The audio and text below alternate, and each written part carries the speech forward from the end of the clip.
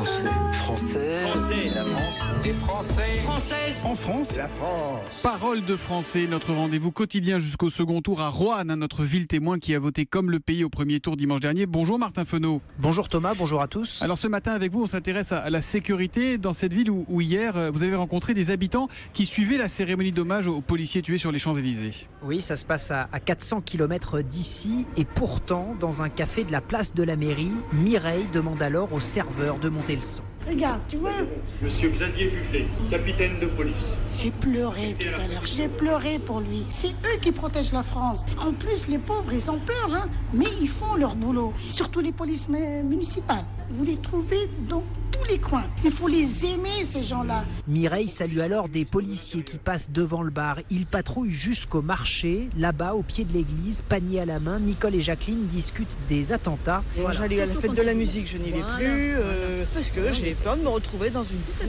où on est. Et de l'insécurité en ville. Quand c'est la nuit, par exemple, là, il y a des femmes qui se font arracher leur sac, un bijou si on le voit, on se fait agresser parce qu'on veut une cigarette ou une pièce. C'est pas normal quand même. Bon mais alors qu'est-ce que la ville a mis en place comme mesure de sécurité, Martin ? Eh bien, il y a plus de policiers municipaux, tous armés. C'était une promesse électorale du maire. Et puis, 150 caméras de vidéosurveillance ont été installées au sommet des lampadaires. Ça sert à lutter contre les cambriolages, les agressions, même si la ville est plutôt calme, affirme cet enquêteur de la police nationale. Roanne, c'est quand même pas non plus le Chicago. Vous pouvez vous balader, il y a peu de chances que vous fassiez agresser. Maintenant, ça fait partie de l'aide à l'enquête. Et dans les patrouilles de la brigade anticriminalité, Émeric et ses collègues parlent du risque attentat. On discute forcément, on en parle beaucoup.